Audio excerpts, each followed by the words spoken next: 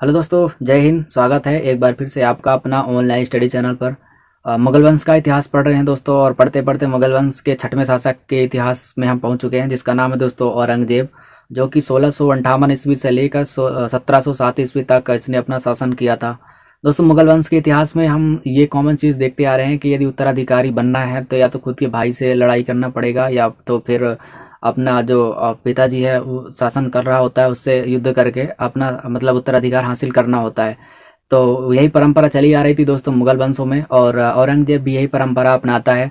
और बाद में चल के वो उसके जो भाई थे दारा सिकोह को, जो कि दोस्तों एक हिंदू की जो उपनिषद है उसको उसने पढ़ लिया था, जिसकी वजह से उसको ये पता चल गया था कि जो हिंदू और इस्लामिक धर्म के लोग हैं वो उन दोनों का मतलब एक ही मकसद है, ईश्वर को पाना।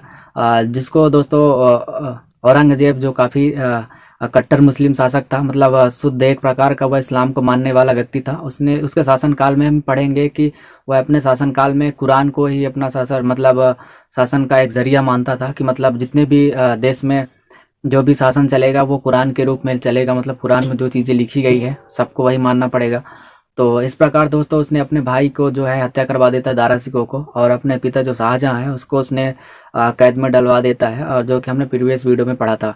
तो इस प्रकार दोस्तों हम आपसे एक छोटा सा रिक्वेस्ट करते हैं कि आप एक स्टूडेंट के तौर पर इस वीडियो को पढ़ें, जो कि काफ़ी अच्छा होगा, क्योंकि इस वीडियो में औरंगजेब के किए गए कुछ ऐसे कार्य हैं जो आपके हिंदू या मुस्लिम होने के धार्मिक भावनाओं को ठेस पहुंचा सकता है।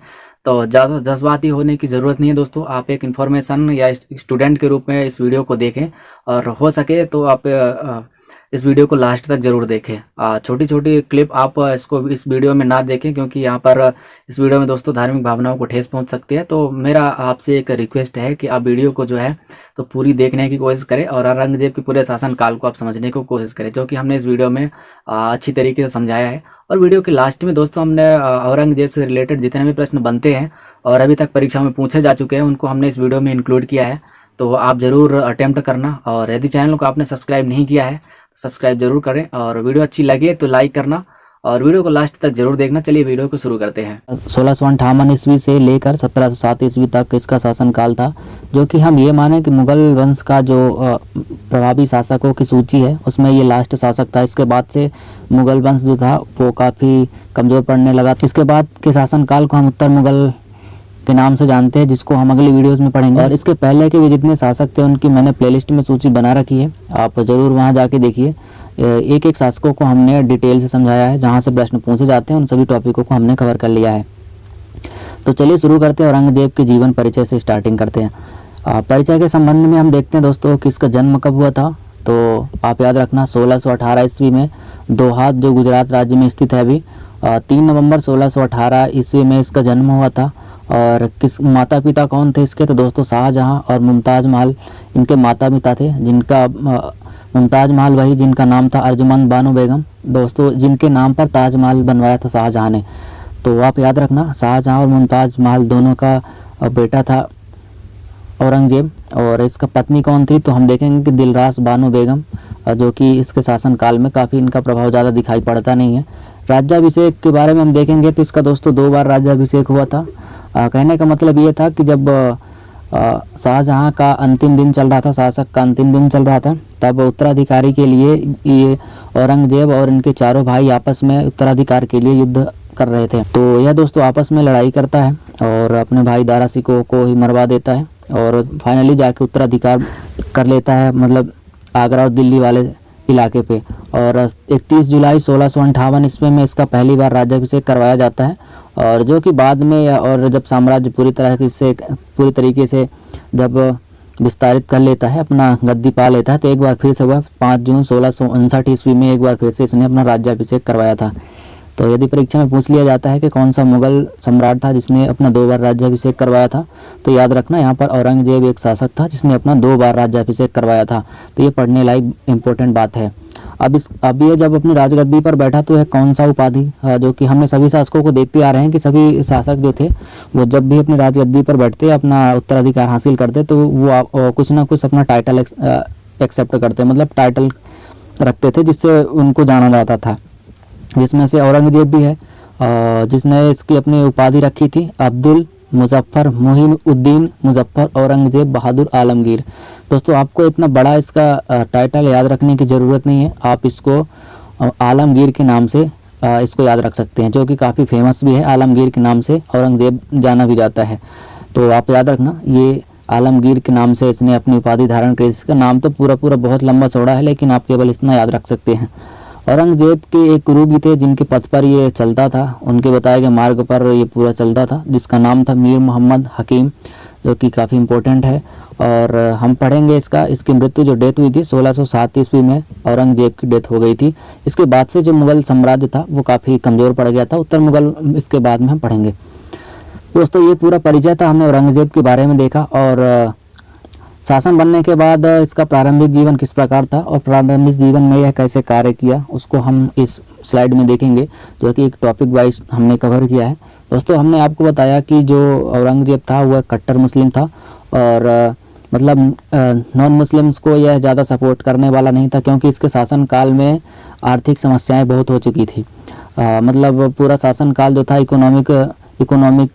इकोनॉमिकली क्षेत्र में ये काफ़ी कमज़ोर होने लगा था, जिसकी वजह से इन्होंने ऐसे कुछ कदम उठाए जो कि धार्मिक भावनाओं को ठेस पहुंचाने वाली बात हो गई नॉन मुस्लिम्स को।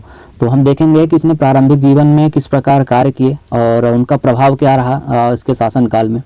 तो हम देखते हैं कि इसमें पहला पॉइंट देखते हैं कि जो औरंगजेब था ये प्योर सुन्नी मुसलमान था। मुसलमानों की श्रेणी में भी दो प्रकार के आते हैं, एक शिया धर्म को मानने वाले होते हैं, एक सुन्नी धर्म को मानने वाले होते हैं।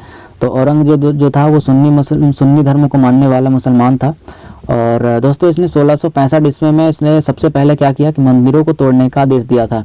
वह क्यों किया था, इसके पीछे की भी कुछ वजह है। जैसे कि सोमनाथ मंदिर, बनारस का विश्वनाथ मंदिर, इसको इन्होंने तोड़ने का आदेश दिया था, क्योंकि आप इसको देखेंगे कि चूँकि ये मुसलमान को मानने वाला सुन्नी मुसलमान था, तो आप उसको धार्मिक रिलेटेड जोड़ेंगे कि ये मंदिरों को तोड़ने का आदेश क्यों दिया था। तो इसके पीछे की कुछ वजहें हैं। वो वजह कुछ ऐसी है कि जो सोमनाथ मंदिर और बनारस वाले मंदिर थे, यहाँ पर ये जो स्थल थे ये शिक्षा के जो प्रमुख आधार थे और शिक्षा देने वाले हिंदू विद्वान थे। तो औरंगजेब को लगा कि हम हिंदुओं से शिक्षा क्यों लें, क्या मुसलमान में कोई ऐसा नहीं है कि जो विद्वान बन सके और शिक्षा दे सके। तो उस समय पर जो मुस्लिमों का शासन चल रहा था, तो मतलब उसमें कोई विद्वानों की इस प्रकार की थोड़ी कमी थी।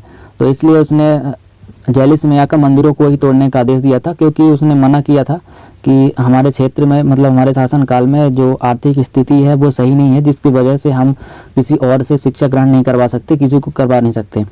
और उसने एक और कदम उठाया था, संगीत एवं नृत्य पर भी प्रतिबंध लगा दिया था कि जितने भी संगीतकार हैं, नृत्यांगनाएँ थी, जितने भी कार्यक्रम होते थे उसको इसने प्रतिबंध लगा दिया था, क्योंकि इसको सीखने और करने पर भी फाइनेंस की ज़रूरत होती थी, मतलब वित्तीय समस्याओं का सामना करना पड़ता था। इसकी वजह से इसने बंद करवा दिया। कुरान के आधार पर यह अपना शासन चलाया था, मतलब मुसलमानों का जो बनाया हुआ कुरान है, धार्मिक ग्रंथ है, कुरान को इसने शासन करने का पूरा तरह आधार बनाया था और इसी पर पूरे साम्राज्य को चलाना चाह रहा था।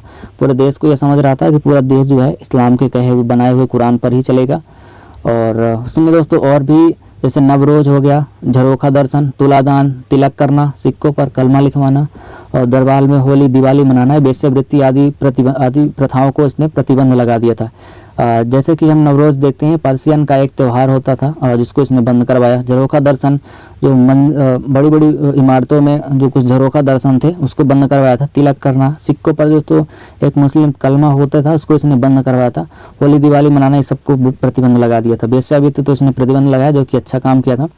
और उसने एक जो नॉन मुस्लिम्स को चिढ़ाने वाला काम किया था वो ये था कि 1679 ईस्वी में इसने जजिया कर को फिर से लागू कर दिया था। इससे दोस्तों काफ़ी ये साबित होता है कि ये पूरी तरह से मुस्लिम को मानने वाला शासक था, काफ़ी क्रूर शासक था। इसका लक्ष्य भी यह था कि जो दारुल हर्ब का देश है, इसका मतलब है काफिरों का देश, मतलब कि नॉन मुस्लिम देश जो है भारत, उसको दारुल इस्लाम यानी इस्लाम का देश में परिवर्तित करना इसका प्योर लक्ष्य था। पूरे देश में कुछ हिंदू शासक थे जैसे कि मराठा, सिख और राजपूत शासक थे। उसका मतलब ये था कि पूरे देश में अब केवल इस्लाम का प्रचार प्रसार होगा और पूरा देश जो है इस्लाम धर्म का देश होगा। लेकिन ऐसा हुआ नहीं और ये देखा जाता है कि उसके सेनापति में सर्वाधिक जो शासनकाल में सेनापति थे वो हिंदू ही सेनापति थे। 337 की संख्या में उसके शासनकाल में सेनापति थे, जो कि एक आश्चर्य वाली बात है क्योंकि ये बिल्कुल नॉन मुस्लिम वाला शासक था।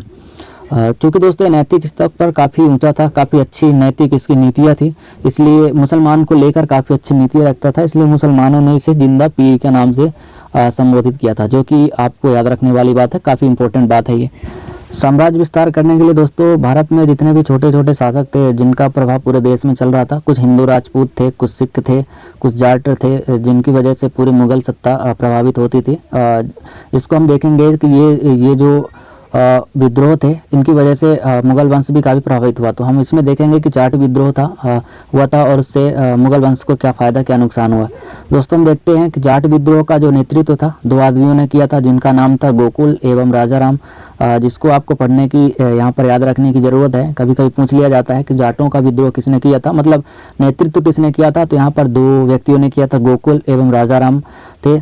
1670 ईस्वी में दोस्तों इनकी फिर से मतलब संघर्ष होता है और उसमें जाट एक बार पराजित होते हैं और उसी समय पर दोस्तों जो गोकुल है उसको कत्ल कर दिया जाता है, उसकी मृत्यु हो जाती है। इसके बाद राजा राम बचता है, जो कुछ दिनों बाद, कुछ सालों बाद वह पुनः विद्रोह करता है और पूरे जाट सेनाओं के साथ विद्रोह करता है। और इस विद्रोह में दोस्तों काफ़ी मुगलों को काफ़ी मतलब धार्मिक कहानी का सामना करना पड़ा, जिसमें से उसके जो पूर्वज थे अकबर की वीडियो हमने पढ़ा दिया था प्रीवियस वीडियो में। तो दोस्तों अकबर के मकबरे से जाट कम्युनिटी के लोग जो हैं उनकी हड्डियों को निकाल कर इसने जलाया, मतलब जाट कम्युनिटी ने अकबर की जो हड्डियाँ थी उनके मकबरे से हड्डियों को निकाल कर इसको उन्होंने जलाया था, जो कि एक मुस्लिम होने के नाते मतलब एक काफ़ी ठेस पहुंचा, क्योंकि मुसलमानों का ये होता है कि जो जिसकी मृत्यु हो जाती है उसको दफना दिया जाता है, उसमें मतलब जलाने की प्रथा नहीं थी। लेकिन जाटों ने मतलब उनको परेशान करने के लिए उनकी हड्डियों को निकाल कर उसको जलाया था और उसके मकबरे को खूब लूटा। इस प्रकार इसका विद्रोह जो है काफ़ी भयंकर चला था औरंगजेब का और जाटों से। लेकिन बाद में मुगल वंश जो है जाटों का विद्रोह से प्रभावित होता है और दोस्तों वहाँ पर नतीजा ये होता है कि दोनों आपस में मिला लिए जाते हैं। भरतपुर दोस्तों एक राजवंश है, जो बाद में हम पढ़ेंगे वीडियो में। भरतपुर एक राजवंश था जिसका नींव जो थी वो जाट नेता राजा राम ने के भतीजा जो था चूड़ामण ने डाली थी, जो कि यहाँ पर पढ़ने लायक बातें हैं। दोस्तों अभी हम इस वीडियो में केवल इतना देखेंगे कि जो औरंगजेब के शासनकाल में इनका विद्रोह के कारण औरंगजेब को क्या फ़ायदा नुकसान हुआ उसको इस वीडियो में देखेंगे। लेकिन हम अगली इस वीडियो में जो हम देखेंगे इनको डिटेल से, जैसे भरतपुर राजवंश हो गया उनको हम देखेंगे। सिख विद्रोह भी दोस्तों था इसके शासनकाल में। सिख विद्रोह तो दोस्तों जहांगीर के शासनकाल में ही चलता आ रहा, क्योंकि हमने देखा था जहांगीर के शासनकाल में सिखों के जो 5वें गुरु थे अर्जुन देव सिंह, जहांगीर ने उसका हत्या करवाई थी, क्योंकि और दोस्तों औरंगजेब ने सिखों के जो 9वें गुरु थे गुरु तेग बहादुर, उनकी हत्या भी इसने करवाई थी, क्योंकि औरंगजेब का कहना था सिखों से कि जो इनके जो हेड हैं, जो सिखों के गुरु हैं, उनको भी इन्हें बोला था कि आपको भी इस्लाम धर्म अपनाना पड़ेगा। लेकिन सिख भी कहाँ सिख, वो भी अपने बातों पर अड़े रहे और उन्होंने इस्लाम को अपनाने से बिल्कुल मना कर दिया। तो इससे दोस्तों औरंगजेब गुस्से में आया और उनको कैद किया और कैद करने के बाद उनका हत्या करवाई, जिससे कि दोस्तों सिख कम्युनिटी जो है वो भड़क गई और मुगल वंश के जो विपक्ष हो गए और उनका जो विद्रोह था वो काफ़ी पहले से ही चला आ रहा था और यहाँ पर और भयंकर हो गया। इसका मतलब ये है कि मुगल वंशों ने कभी सिखों को कभी पूरी तरह से पराजित नहीं कर पाए, क्योंकि इनकी कम्युनिटी भी काफ़ी मतलब एकजुट थी। तो इस प्रकार इसके विद्रोह थे, कुछ और छोटे छोटे विद्रोह थे जिनकी वजह से औरंगजेब काफ़ी प्रभावित हुआ। जैसे राजपूतों का विद्रोह, कट्टर नीति के कारण राजपूतों से भी कई बार इनका विद्रोह हुआ। अब देखेंगे हम दोस्तों कि औरंगजेब के पुत्र का भी विद्रोह हुआ था औरंगजेब के प्रति। हम देखेंगे कि औरंगजेब का एक पुत्र भी था जिसका नाम था अकबर। वो अकबर नहीं जिसको हमने दोस्तों पढ़ चुका है। यहाँ पर एक औरंगजेब का पुत्र भी था जिसका नाम इसने अकबर रखा था। इसका विद्रोह भी अकबर के औरंगजेब से किया गया था। दोस्तों राजपूतों के सहयोग से पाकर जिसको पुत्र अकबर था उसने भी अपने पिता से विद्रोह किया, क्योंकि यहाँ पर पता चलता है कि शासन पाने के लिए, सत्ता साम्राज्य हासिल करने के लिए उन्होंने युद्ध करवाया था। और प्रारंभ में दोस्तों अकबर को मेवाड़ में शरण दिया गया और बाद में मराठाओं ने शरण दिया, लेकिन इससे काफ़ी प्रभावित हुआ नहीं और वो उसको बाद में देश छोड़ के भागना पड़ा और वह बाद में वह पारस चला गया। तो इसका छोटा छोटा विद्रोह था जो औरंगजेब के पुत्र से इन्होंने विद्रोह किया था। इस प्रकार मराठाओं का भी विद्रोह था जो काफ़ी खतरनाक साबित हुआ मुगल वंशों के लिए। और ये मेरे ख्याल से मराठाओं का जो विद्रोह था इससे ही मुगल वंश काफ़ी मतलब कमज़ोर हुए। और आगे चल के हम देखेंगे कि भारत में कई छोटे छोटे राजवंश भी आए और दोस्तों उनका शासनकाल चलने लगा। मराठा के पॉइंट में हम देखेंगे कि पुरंदर की संधि हुई दोस्तों 1665 ईस्वी में शिवाजी और राजा जयचंद के बीच। औरंगजेब ने भेजा था दक्षिणी भाग में भारत के दक्षिणी एरिया में राजा जयचंद को, जो कि शिवाजी के साथ मराठाओं के साथ युद्ध करने के लिए भेजा था। लेकिन इनके बीच में आपसी समझौता होता है और बीच में उनकी संधि कर ली जाती है जिसको पुरंदर की संधि के नाम से जाना जाता है। आप याद रखना, शिवाजी और राजा जयचंद के बीच में हुआ था। दोस्तों इसके बाद शिवाजी को कैद कर लिया जाता है, वहाँ से भगा के उत्तरी भारत में लाया जाता है और वहाँ पर कैद कर लिया जाता है। इसके बाद शिवाजी का जो पुत्र था संभाजी, उसकी भी हत्या कर दी जाती है 1689 ईस्वी में। दोस्तों इनका हम पूरा इतिहास हम आगे आने वाली वीडियोज़ में पढ़ेंगे, मराठाओं का इतिहास, इनका उदय कैसे हुआ था। ये अभी शॉर्ट हमने पढ़ा औरंगजेब के शासनकाल में इनका छोटा छोटा जो प्रभावित वाला समय था उसको हमने इस वीडियो में पढ़ा। तो इस प्रकार दोस्तों 1689 ईस्वी में इसकी हत्या कर दी जाती है। अब चूँकि दोस्तों जो मराठा थे दोस्तों वो दक्षिण भारत को छोड़ के अब उत्तरी भारत में आने लगे थे, तो दक्षिण भारत पूरा एक समय पर मतलब कुछ खाली होता गया था, जिससे औरंगजेब पूरा वहाँ पर शासनकाल करने लगा था।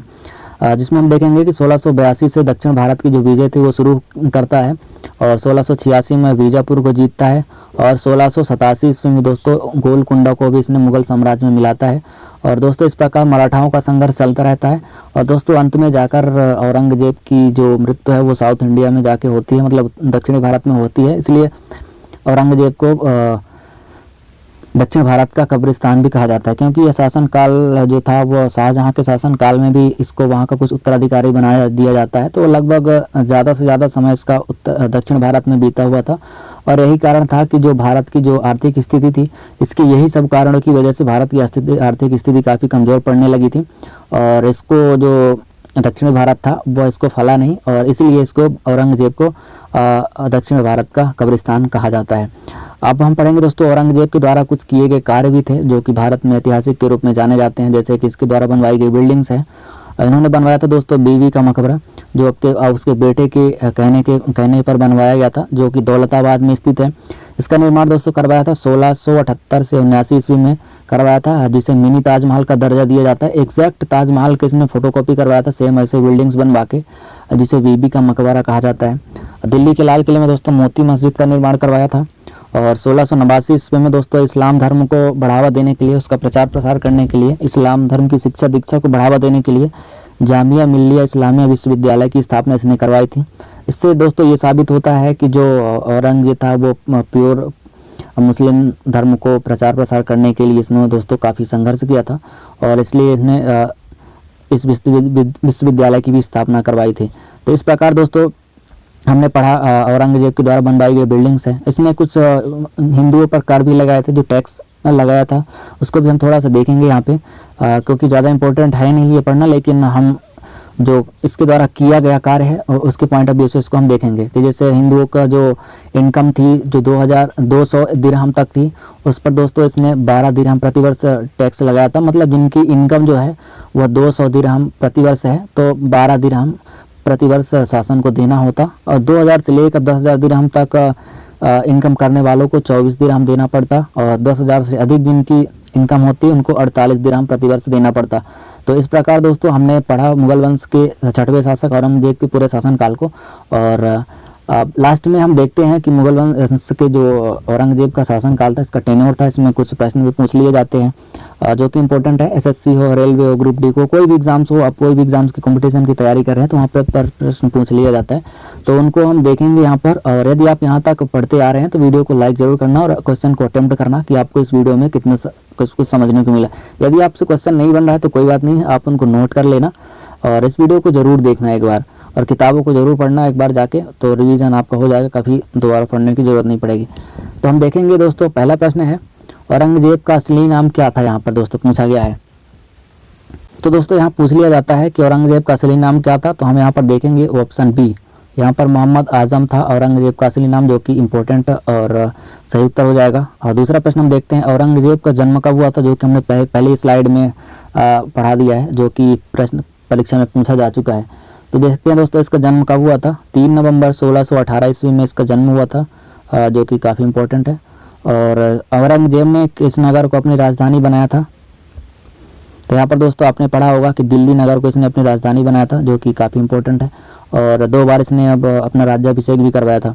चौथा प्रश्न हम देखेंगे कि औरंगजेब ने किस संस्थान की स्थापना करवाई थी, जो कि अभी हमने लास्ट स्लाइड में पढ़ा, जो कि आपको याद होगा। यहाँ पर ऑप्शन सी, जामिया मिलिया इस्लामिया विश्वविद्यालय की स्थापना इसने करवाई थी, क्योंकि ये इस्लाम धर्म की शिक्षा दीक्षा को आगे बढ़ाना चाहता था, और इसने इस विश्वविद्यालय की स्थापना करवाई थी। औरंगजेब ने किस सिख गुरु की हत्या की थी, जिन्होंने उनके पिता शाहजहां के साथ विक्रमादित्य की यात्रा करी थी। दोस्तों कौन से गुरु की हत्या इसने करी थी, जो कि हमने देखा यहाँ पर गुरु तेग बहादुर की हत्या इसने दोस्तों करी थी औरंगजेब ने, जो कि सिखों के 9वें नंबर के गुरु थे। और यहाँ पर पूछ लिया जाता है कि जहांगीर के द्वारा कौन से सिख गुरु की हत्या की गई थी, तो आप याद रखना 5वें गुरु जो थे अर्जुन देव सिंह, तो वहाँ पर जहांगीर के द्वारा हत्या की जाती है, और औरंगजेब के द्वारा तेग बहादुर की। तो आप ये दोनों क्वेश्चन को याद रखना। इसके बाद 6वां प्रश्न देखते हैं, औरंगजेब का कौन सा युद्ध अपने भाई दारा सिकोह के साथ हुआ था। क्योंकि दोस्तों हमने स्टार्टिंग में हमने पढ़ा है कि जो उत्तराधिकारी के लिए युद्ध होता है वो दोस्तों आपस में लड़ा जाता है। तो औरंगजेब ने अपने भाई दारा सिकोह के साथ युद्ध करता है, जिसको दर्शन का युद्ध कहा जाता है। यहाँ पर मिसप्रिंट हुआ, देखन युद्ध कहा जाता है। यहाँ पर औरंगजेब ने किस परंपरा का समापन किया था, तो यहाँ पर दोस्तों विजयनगर, दक्षिण विजय और मराठा साम्राज्य। दोस्तों औरंगजेब ने किस राज परंपरा का समापन किया था, तो यहाँ पर मराठा साम्राज्य का दोस्तों इसने समापन किया था, जो कि यहाँ पर सही उत्तर हो जाएगा। औरंगजेब ने किसने अपने बंदूक बनाने की मदद की थी, तो यहाँ पर डच व्यापारियों से दोस्तों औरंगजेब जो था बंदूकें बनाने की मदद करवाता था। और औरंगजेब के राजनीतिक दायित्व का प्रारंभ कब हुआ, वह कब दोस्तों अपना राजनीतिक दायित्व स्टार्ट करता है, तो दोस्तों 1658 ईस्वी में हमने देखा था। इसका मतलब इन्होंने अपना राज्याभिषेक करवाया था, और 1658 ईस्वी से लेकर 1707 ईस्वी तक इसने शासन किया था, और 1707 में इसकी डेथ हो जाती है। औरंगजेब की मृत्यु कब हुई थी, तो वही दोस्तों यहाँ पर 3 मार्च 1707 ईस्वी में होती है, जो कि इम्पोर्टेंट प्रश्न है। दोस्तों यदि वीडियो में अभी तक आप बने हैं तो वीडियो को लाइक जरूर कर देना, और कमेंट करके बताना कि आपको ये वीडियो कैसा लगा। आप राय अपनी सजेशन जरूर देना। अगली वीडियो में हम पढ़ेंगे दोस्तों अगला शासक जो उत्तर मुगल काल के नाम से जाना जाता है। तो यदि आपने चैनल को सब्सक्राइब नहीं किया है तो सब्सक्राइब जरूर करें, और प्ले स्टोर में जाके एक शासक को विजिट करें यदि आपने नहीं देखा है। तो मिलते हैं अगली वीडियो में, तब तक के लिए जय हिंद, धन्यवाद।